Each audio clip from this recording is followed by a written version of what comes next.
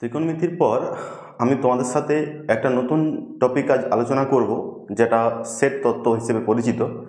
তোমরা ক্লাস 9-এ এই চ্যাপ্টারটা দেখবে, যারা পিছন দিকে সমস্ত বইটা পড়েছো, পিছন দিকে দেখবে সম্ভাবনা তত্ত্ব এবং সেট তত্ত্ব, এগুলো নিয়ে কিন্তু আলোচনা করা হয়েছে।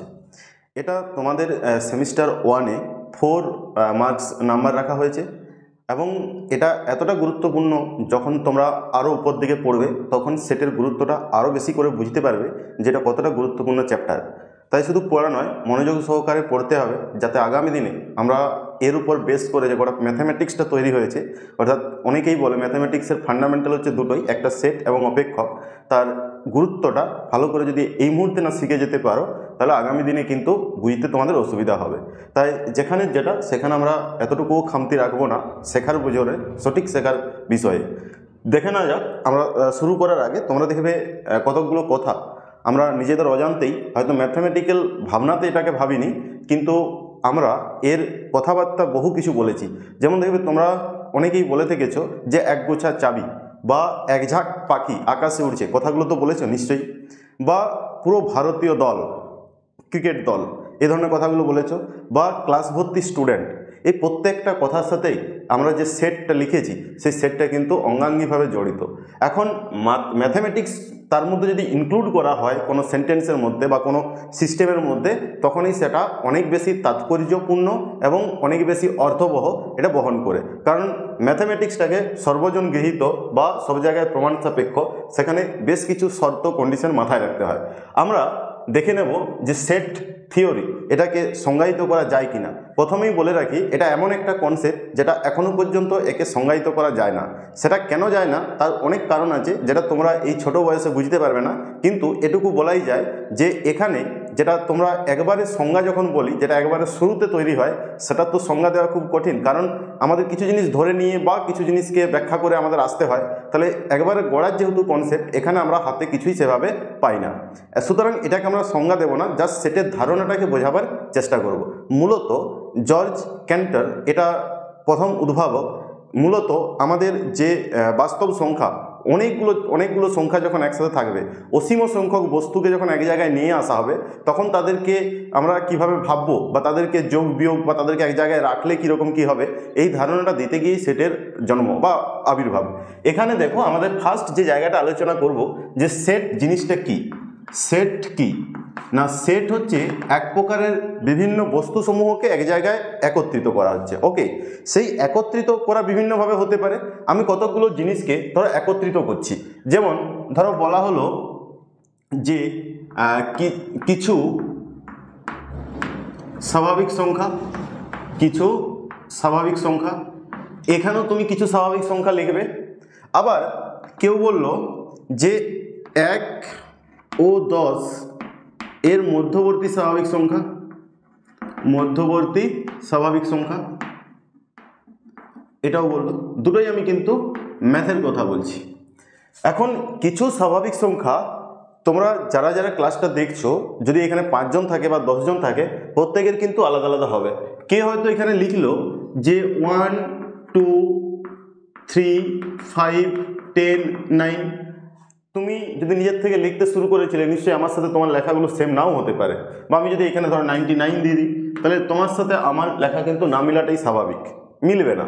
কিন্তু এইখানে তুমিও লিখতে বসো, আমিও লিখতে বসছি, তাহলে দেখো 1 ও 10-এর মধ্যবর্তী স্বাভাবিক সংখ্যা। তাহলে এখানে আমি কি লিখব? 2 3 4 5 6 7 8 9। এরপরে দেখো তো, তুমি যা লিখেছো খাতাতে, আমিও কিন্তু সেগুলোই লিখেছি। তাহলে এই যে ব্যাপারটা, এখানে কেন তোমার আমার ভিন্ন হলো, এখানে কেন তোমার আমার একই হলো, এই ব্যাপার থেকে সেটটাকে আমরা ব্যাখ্যা করছি। এমন একটা সংখ্যাগুলো বা বস্তুসমূহ, এটা আমি সংখ্যা নিলাম, এমনভাবে বস্তুসমূহ কালেক্ট করব, আমরা এক জায়গায় একত্রিত করব, যেখানে তুমি করছো না আমি করছি না পাড়ার অন্য কেউ করছে, কোনো নির্ভর করবে না। যে যেভাবেই মানে কিছু সংখ্যক বস্তুকে এক জায়গায় নিয়ে আসুক না কেন, তারা কিন্তু সেম একই বস্তু থাকবে। সেরকমভাবে কোনো জিনিসকে যদি সংজ্ঞায়িত করা যায়, তখন সেটাকে বলা হবে সেট। তাহলে আমরা সংজ্ঞাতে যদিও দেওয়া সম্ভব নয়, কিন্তু একটা খসড়া সংজ্ঞা তৈরি করা যেতেই পারে। সেটা হলো কি না,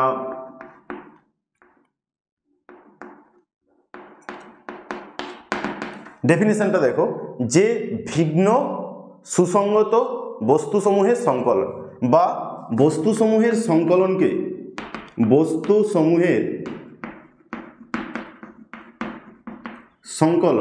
সংকলন মানে কিছু সংখ্যক বস্তুকে এক জায়গায় নিয়ে আসা, অর্থাৎ এটাকে বলতে পারি সমাহার, যার এটা হচ্ছে কালেকশন বা এগ্রিগেট, এগুলো বলতে পারি। বস্তুসমূহের সংকলনকে সেট বলা হবে বা সেট আখ্যা দেওয়া হয় যদি সংকলনটি এক। আমরা কিছু সংখ্যক বস্তুকে এক জায়গায় একত্রিত করলাম, এই যে এখানেও একত্রিত করছি, এখানেও একত্রিত করছি, এটাকে কি সেট বলবো না এটাকে বলবো? এখানে কিন্তু প্রত্যেকটা ব্যক্তির জন্য আলাদা আলাদা হচ্ছে, এখানে সমস্ত ব্যক্তির জন্য একই হচ্ছে, তাহলে এটা অনেক বেশি অর্থপূর্ণ আর এটা খুব একটা অর্থপূর্ণ নয়। ম্যাথমেটিক্স যা কিছু অর্থপূর্ণ নয় তাদেরকে গ্রহণ করে না, তাহলে ম্যাথ এটাকে অ্যাকসেপ্ট করবে, এটাকে অ্যাকসেপ্ট করবে না, তাই এটাকে সেট বলা হবে। তার জন্য আমরা সেই ডেফিনেশনগুলো লিখছি। এই যে এটাকেও কালেক্ট করেছি, সেই কালেক্ট করা বস্তুগুলোর মধ্যে নেচার কি কি হবে না, যখন সংকলনটা তিনটা বিশেষ প্রপার্টি মেনে নেবে। এক, সুসংগত হবে, সুসংগত হবে মানে হচ্ছে ওয়েল ডিফাইন্ড, সুসংগতর কথা হচ্ছে ওয়েল ডিফাইন্ড। 2 নাম্বার, ভিন্ন হবে, ডিফারেন্ট। আর 3 নাম্বার, এটা কি হবে না ক্রমনিরপেক্ষ, ক্রমনিরপেক্ষ। ওকে, এটা হচ্ছে independent of order, independent of order, independent of order. আগে জিনিসটা ভালো করে বোঝো। সুসংগত, নতুন একটা টার্ম পাচ্ছ, যে এটা কি জিনিস? সুসংগত মানে হচ্ছে একটা নিয়ম। এই যে এখানে তোমার মনে হচ্ছিল যে আমি স্বাভাবিক নেব, কিন্তু দুজনকে যদি বলি সেম লিখো, তুমি তোমার বন্ধুকে যদি দুজনকেই বলো কিছু স্বাভাবিক সংখ্যা লিখ, তুমি মনে মনে ভাববে দুজনের টার্গেট করছে আমরা একই লিখবো, তাহলে তুমি ভাবতে নিশ্চয়ই যে আমার বন্ধু কি 5টা লিখবে, আমার বন্ধু কি 10 না সংখ্যাটা লিখবে, না আমি একাই লিখছি। তাহলে এই যে কনফিউজগুলো তোমার মধ্যে আসতে পারে। তাহলে কোনো একটা বস্তুকে তুমি যখন সিলেক্ট করবে, তোমার মধ্যে কোনো রকম কোনো দ্বিধা হবে না, তোমার কোনো কনফিউজ তৈরি হবে না, অ্যাম্বিগুইটি আসবে না, কোনো একটা বস্তুকে নেবে কি নেবে না। আমি নিলেও কনফার্ম যে হ্যাঁ এটা আমি নেব, আমি বাদ দিলেও আমি নিশ্চিত থাকবো যে হ্যাঁ ঠিক আছে এটাকে আমি বাদ দিয়ে দিচ্ছি। এটার ক্ষেত্রে যেমন তুমি জানো বা তোমার বন্ধু যে কেউ জানি যেখানে 1কে নেবে না, কারণ 1 10-এর মধ্যবর্তী, বা এখানে 20কে নেবে না কারণ আমাকে 20 বলেনি, 1 থেকে 10 বলেছে। বুঝতে পারছো নিশ্চয়ই? তাহলে সুসংগত বলতে বোঝাবে এমন একটা নিয়ম যা ঠিক করে দেবে কোনো বস্তু ওই সংকলনের মধ্যে আসবে কি আসবে না। তাহলে একটি নিয়ম, তাহলে একটি নিয়ম যা ঠিক করে দেয়, যা ঠিক করে দেয় কোনো বস্তু সংকলনের অন্তর্ভুক্ত বা বহির্ভুক্ত হবে কিনা। ওকে, নেক্সট আসছে ভিন্ন। ভিন্নর ক্ষেত্রে কি না, এখানে যে বস্তুগুলোকে নেব তারা প্রত্যেকটা ভিন্ন হবে, অর্থাৎ একই বস্তু একাধিকবার নেওয়ার আমার প্রয়োজন নেই। যেমন ধরো তোমাকে হয়তো বলা হলো যে এখানে এটা লিখে দিই যে সবকটি বস্তু ভিন্ন হবে, সবকটি বস্তুই ভিন্ন হবে। অর্থাৎ তোমাকে হয়তো বলা হলো যে x² - 2x + 1 = 0 এই সমীকরণটার বীজসমূহের সেট।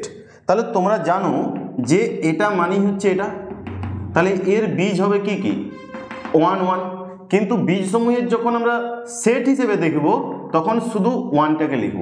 এখানে আমরা কিন্তু একাধিক এলিমেন্টকে লিখব না, দুটো আছে একবারে বীজ নেব, 1টাকে নিয়ে নেব। নেক্সট আসছি ক্রমনিরপেক্ষ। ক্রমনিরপেক্ষটা কি না, এখানে তোমার কিন্তু যে ক্রমেই থাকতে হবে, মানে একের পরে যে কেউ কেন ধরো 2 3 এভাবে লিখেছি, এটা লেখার কোনো মানে নেই। ক্রমনিরপেক্ষ মানে নির্দিষ্ট ক্রম মেনে নির্দিষ্ট ক্রমে থাকার প্রয়োজন নেই। কেউ লিখতে পারে কিন্তু এটা ম্যান্ডেটরি নেই, প্রয়োজন নেই। এই আগেরটাই ধরো কেউ লিখলো 2, 5, 6, 10টা 9, এরপর হয়তো 8 লিখলো, 9 লিখলো, তারপরে 3 লিখলো, এভাবে পরপর লিখে যেতে পারে। এইগুলো হচ্ছে বস্তুগুলোকে কালেক্ট করলাম একটা নিয়মে। সেই কালেক্ট করা নিয়মগুলো একাধিক থাকলে আমরা একবার লিখব এবং যেভাবে হোক লিখলেই হলো, তার জন্য কোনো নির্দিষ্ট ক্রম প্রয়োজন নেই। এরপরে যেটা আসছি, কিছু উদাহরণ দিচ্ছি যে সংকলন ব্যাপারটা কখন দেখো কখন হবে কি হবে না। ধরো তোমাকে বলা হলো যে তোমার ক্লাসে, তুমি এখন ক্লাস 11-এ পড়ো, তাহলে তোমার 11-এর ক্লাসে সমস্ত লম্বা ছাত্রগুলোকে এক জায়গায় নিয়ে আসো তুমি। তাহলে তুমি মনে করো তোমার নাম এ, তুমি যখন লম্বা ছাত্রগুলোকে সিলেক্ট করবে তোমার যা হবে, আর তোমার বন্ধু বি যখন আনবে তখন কিন্তু কিছু সংখ্যক স্টুডেন্ট বা তোমার বন্ধু হয়তো একই হবে, আবার 2-4 জন তো এমন থাকবেই যাকে তুমি হয়তো মনে করেছো লম্বা, তোমার বন্ধু মনে করেছে লম্বা নয়, বা তোমার বন্ধু মনে করেছে এই ব্যক্তিটা লম্বা বা এই স্টুডেন্টটা লম্বা, তুমি হয়তো মনে করছো না লম্বা নয়, তাহলে এটা কিন্তু ভিন্ন হবে। এখন তোমাকেই যদি বলি যে তোমার ক্লাসে যারা 5 ফুট 3 বা 5 ফুট 4-এর হাইট বা তার থেকে বেশি, তাদেরকে এক জায়গায় আনো, তাহলে তুমি কিন্তু নিশ্চিত করে একটা ফিতা নিয়ে আসবে, নিজের টেপ, সেখান থেকে দেখে নেবে যে এই বন্ধুটা আমার 5 ফুট 3 বা 4-কে ক্রস করছে কিনা, তাকে তুমি নিয়ে এলে যে ঠিক আছে। একইভাবে তোমরা যে স্কুলে পড়ছো ক্লাস 10-এ যখন পড়েছিলে, সেই 10-এ হয়তো বলা হলো যে ম্যাথে সমস্ত ভালো ছাত্রগুলোকে এক জায়গায় একত্রিত করো। কারা কারা ভালো আমি হয়তো জানতে চাইছি, তোদের ম্যাথে কজন ভালো। এরপরে তোমরা যার নাম দিলে 2 জন বন্ধু যদি থাকো তাহলে প্রত্যেকের কিন্তু আলাদা হয়ে যাওয়ার সম্ভাবনা থাকে। কিন্তু আমি যদি বলি যে তোমাদের স্কুলে ম্যাথে 80-র উপরে কজন পেয়েছে, তাহলে তুমি এমনকি পাড়ার যে কেউ হোক না কেন, তোমার স্কুলে 80 কজন পেয়েছে, সেটা কিন্তু সবার জন্য নামগুলো একই হবে।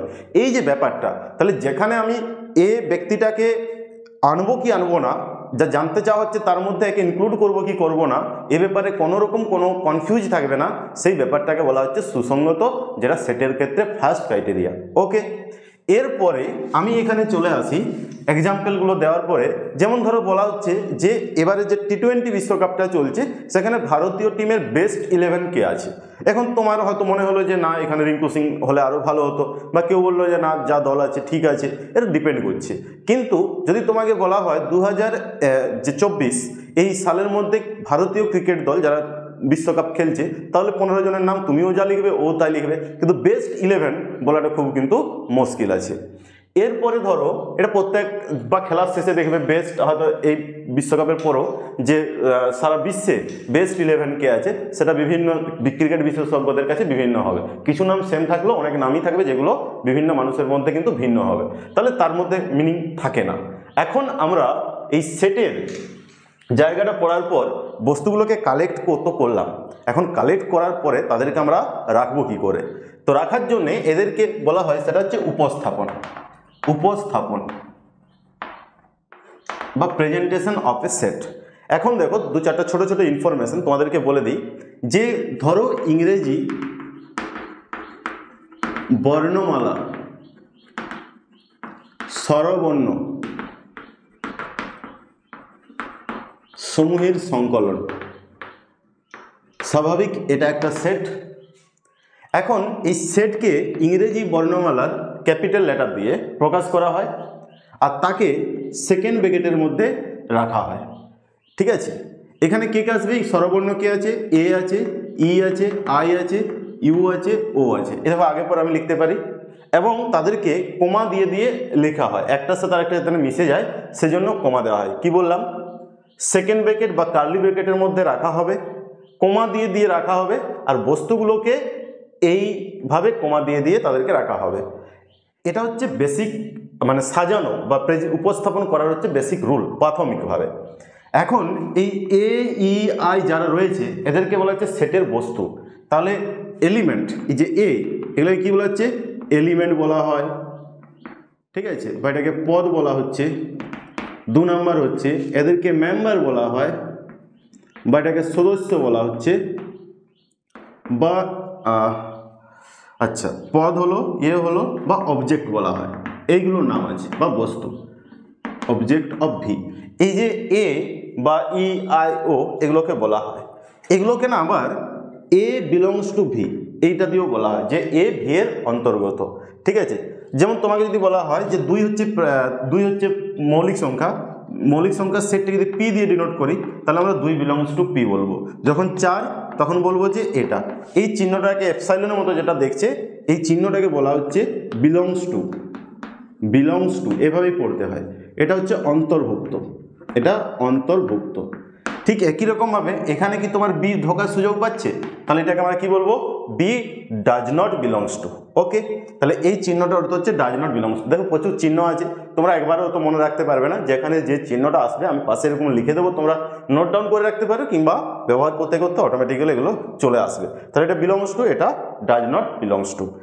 তাহলে এখানে আমরা এক একটা এলিমেন্টকে কি, এগুলোকে সেটের মধ্যে যে বস্তুগুলো থাকে তাদেরকে এলিমেন্ট বলতে পারি, মেম্বার বলতে পারি, বা অবজেক্ট বলতে পারি। আবার সেটটাকে ক্যাপিটাল এবং সেটের মধ্যে থাকা এলিমেন্টগুলোকে ছোট হাতের অক্ষর দিয়ে এবং সেটটাকে বড় হাতের অক্ষর দিয়ে রিপ্রেজেন্ট করতে হয়। এগুলো খুব একটা গুরুত্বপূর্ণ ব্যাপার নয়, কিন্তু এখানে যে সেট আমরা যেটা পড়ছি এদেরকে দুরকমভাবে রিপ্রেজেন্ট করব। দুরকমভাবে কি না, কিছু সেটের মেম্বার সংখ্যা হয়তো সীমিত সংখ্যক হতে পারে, আবার কিছু সেটের মেম্বার সংখ্যা অনেকগুলো থাকতে হতে পারে। তাই এদেরকে দুরকম প্রেজেন্টেশন রয়েছে। একটা হচ্ছে রোস্টার বা টেবুলার ফর্ম, টেবুলার মেথড,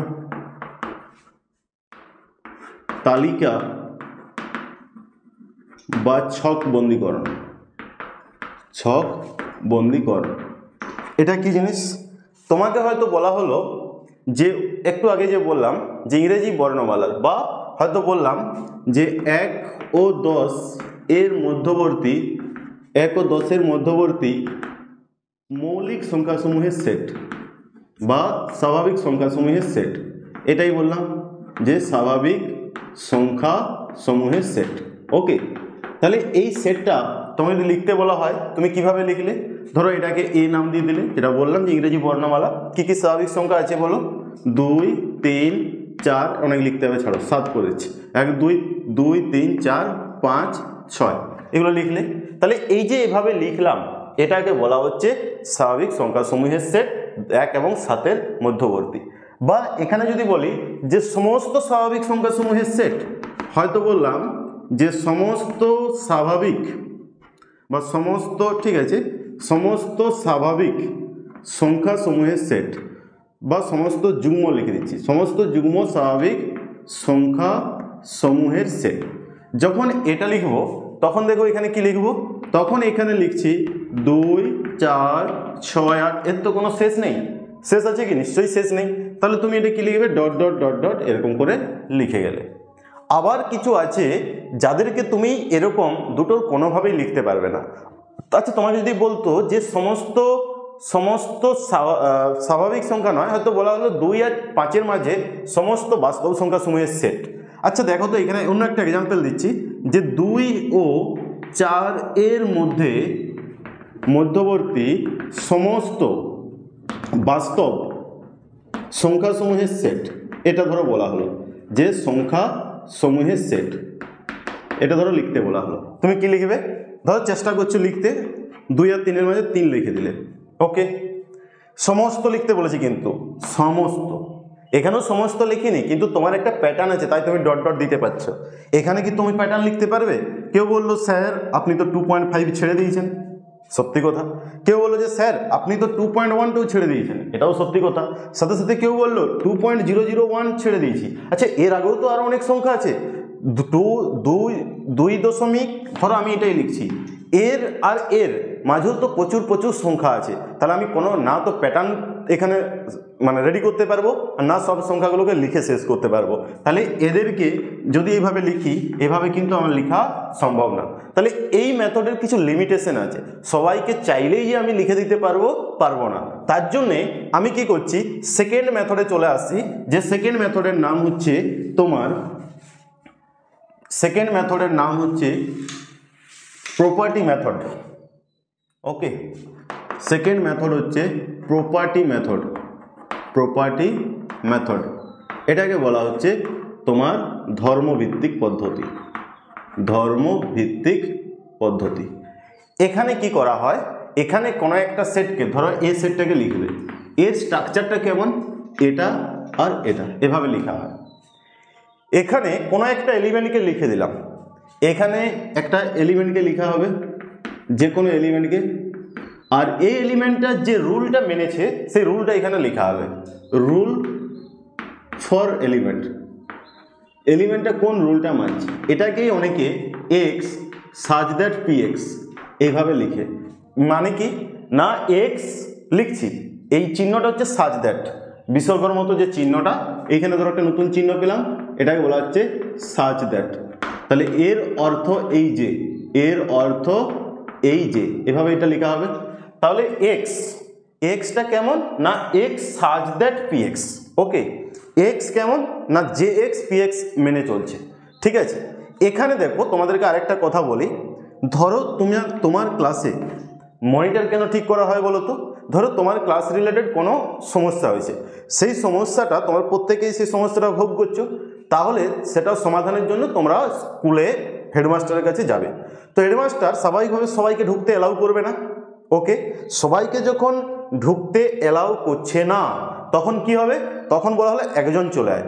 সেই একজনই যাবে যে সবার কথাটা, কোনো একজন স্টুডেন্টের ফ্যান চলছে না, কোনো একজন স্টুডেন্টের ফ্যান কম চলছে, কোনো একজন স্টুডেন্ট, অন্য একজন স্টুডেন্ট তাকে মেরেছে, তাহলে সবার কথাগুলো নিয়ে যখন একজন যাবে, সে যাচ্ছে একা, মনে করো এ ব্যক্তিটা বা এ স্টুডেন্টটা যাচ্ছে, কিন্তু সবার সে কথাগুলো বহন করে নিয়ে যাচ্ছে, তাই তো? তাহলে এখানে সে একা যাচ্ছে, পার্সন হিসেবে একা যাচ্ছে, কিন্তু সবার ধর্ম বা সবার বৈশিষ্ট্যগুলো সে তার মধ্যে বহন করে নিয়ে যাচ্ছে, সেইটা লেখা হচ্ছে। সেখানে কি লিখছি, যে ওই স্টুডেন্টটা পাশে, মানে ওটা কি ওই ক্লাসটার রিপ্রেজেন্টেটিভ, মানে ওই ক্লাসটাকে সে রিপ্রেজেন্ট করছে। ওকে, তাহলে একজন আমাদের প্রধানমন্ত্রী যখন অন্য কোনো দেশে যাবে, মাননীয় প্রধানমন্ত্রী, সে একা নয়, সে তখন গোটা ভারতবর্ষটাকে অন্য জায়গার সামনে প্রেজেন্ট করছে, এটাই তো ধরা হয়। তাই সে মনিটর বা সে একজন একা হতে পারে, কিন্তু সে আমাদের সমস্ত মানুষদের মতামত, ইচ্ছা, ভাবনাটাকে সে বহন করে নিয়ে যাচ্ছে। সেটা যেহেতু একজন পার্সনকে সিগনিফাই করার জন্য দরকার, তাই একজনকে ঠিক করা হয়েছে। এখন তোমরা এটা দেখো যে তার জন্য আমাদের এক্স এবং এখানে প্রতিনিধি বলতে পারি, যে প্রতিনিধি, এই যে যার যা অভিযোগটা সেটা এখানে লেখা হচ্ছে। এরপরে চলে এসো, কি বলছি, এই জায়গাগুলোকে আমরা প্রপার্টিতে কি করে লিখব। ফার্স্ট এক্সাম্পলটাকে, এটাকে বোঝার চেষ্টা করো। আমরা প্রপার্টিতে লিখছি যে 1 আর 7 এদের মাঝে স্বাভাবিক সংখ্যাসমূহের সেট।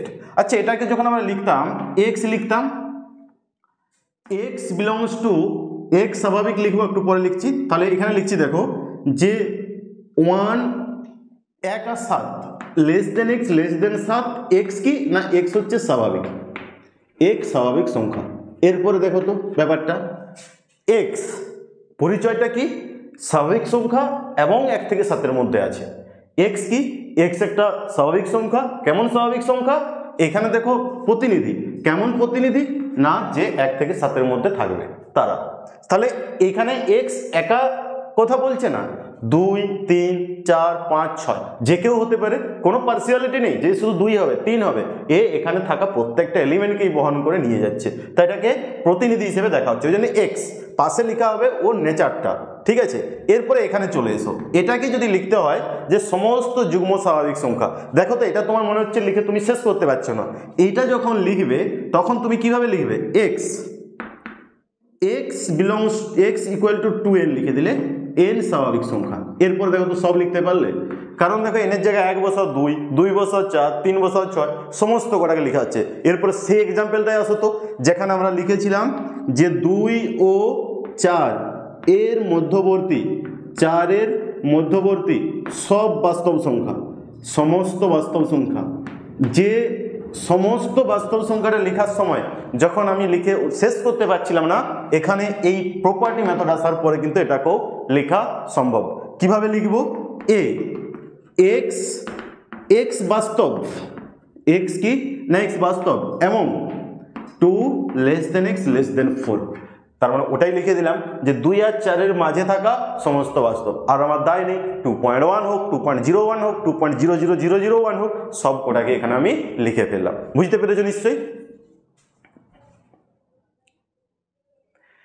এরপরে দেখো কিছু গুরুত্বপূর্ণ সেটকে আজকে দেখে নেব, তারপরে আমরা নেক্সট ডে এর বিভিন্ন যে টাইপসগুলো রয়েছে সেগুলো নিয়ে আলোচনা করব। কিছু গুরুত্বপূর্ণ সেট, যে সেটগুলো সম্পর্কে আমাদের জেনে রাখা দরকার, কারণ পরবর্তী যাই করতে যাই না কেন এই সেটগুলো আমাদের আসবে চোখের সামনে। তাহলে কিছু গুরুত্বপূর্ণ সেট, কি বললাম না, কিছু গুরুত্বপূর্ণ সেট। ওকে, ফার্স্ট যেটা আসবে সেটা হচ্ছে এন। আচ্ছা, ফার্স্ট যেটা আসবে সেটা হচ্ছে এন। আচ্ছা, এই এন আর এন এর মধ্যে তফাৎ আছে। তোমরা দেখবে ক্লাস 9-এ যখন বাস্তব সংখ্যা বলে একটা চ্যাপ্টার পড়েছিলে, সেখানে দেখবে এরকম চিহ্নটা ব্যবহার করা হচ্ছিল। এই কারণে সেখানে বলা হচ্ছিল বাস্তব সংখ্যার দল, যে দলের কথা এখানে বলা হয়েছিল না, দল মানে গ্রুপ, যেটা আরও হায়ার ক্লাসে আছে, কিন্তু সেখানে সেট কথাটা ব্যবহার করেনি, যে সংখ্যাসমূহের সেট, তাহলে হয়তো অনেকটা ঠিক হতো, কিন্তু এই চিহ্নটা সেখানে ব্যবহার করা হয়েছে। তোমরা ক্লাস 9-এর বাস্তব সংখ্যা পাতা উল্টালেই দেখতে পাবে। তো দেখো এই এন, এন হচ্ছে কি না, সব স্বাভাবিক সংখ্যাসমূহের সেট।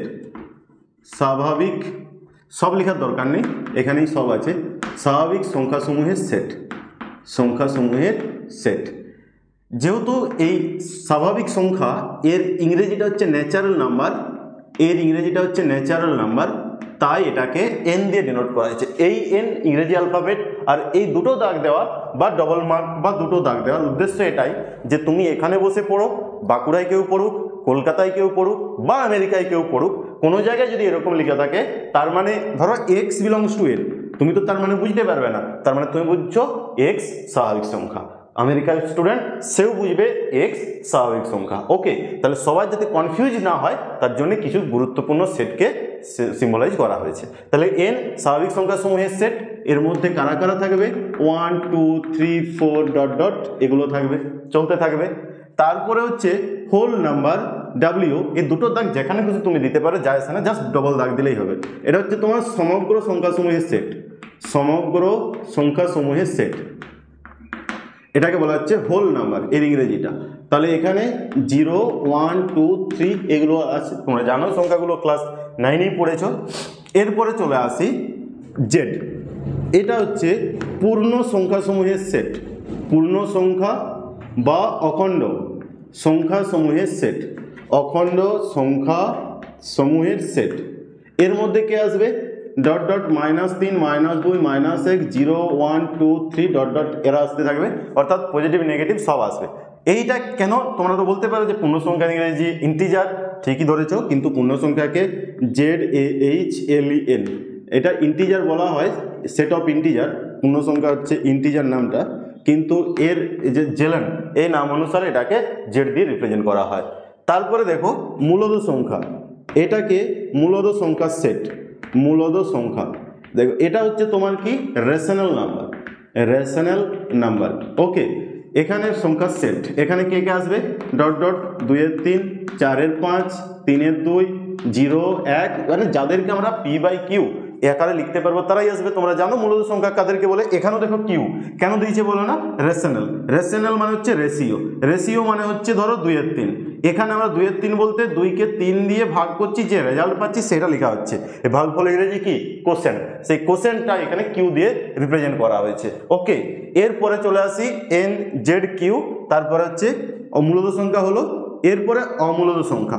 অমূলদ সংখ্যা এটাকে এরকম দেওয়া হয়, চিহ্নটার কি আমরা এখানে বুঝবো, তোমরা জাস্ট লিখে রাখবে, এটা এই চিহ্ন দিয়ে রিপ্রেজেন্ট করা হয়, এটা হচ্ছে অমূলদ সংখ্যার সময়, যা মূলদ নয় সেটাই তো অমূলদ, কারণ সংখ্যা দুটাই, হয় মূলদ নয় অমূলদ, তাহলে যেটা মূলদ নয় সেটা এখানে কমপ্লিমেন্ট, মানে মূলদের বাইরে যদি সেটা থাকবে সেটা অমূলদ, সেটা হচ্ছে ইররেশনাল নাম্বার, ইররেশনাল। এটাকে অনেক সময় এটা বা আই দিয়েও রিপ্রেজেন্ট করা হয়, ইন্টিজারকে নয়, এটাকে আই দিয়ে রিপ্রেজেন্ট করা হয়।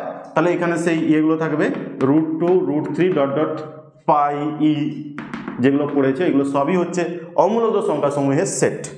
নেক্সট চলে আসি আর, এই আর হচ্ছে বাস্তব সংখ্যাসমূহের সেট, এটা কি রিয়েল, বাস্তব সংখ্যাসমূহের সেট।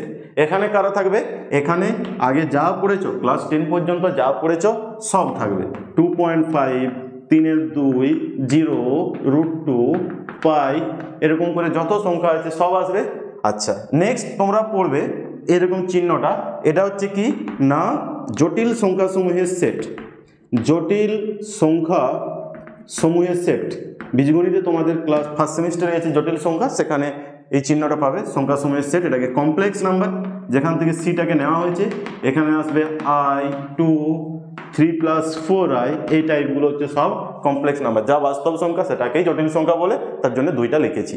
এই সমস্ত সেটগুলো তোমরা পেলে এরপরে দেখো তোমাদেরকে দুটো জিনিস বলি, অনেক সময় এগুলোর প্লাস যদি দেওয়া, এটার তো প্লাস বলে কিছু নেই, কিন্তু জেড এর প্লাস আছে, তার মানে ধনাত্মক পূর্ণ সংখ্যা, মাথায় মাইনাস দিলে ঋণাত্মক পূর্ণ সংখ্যা।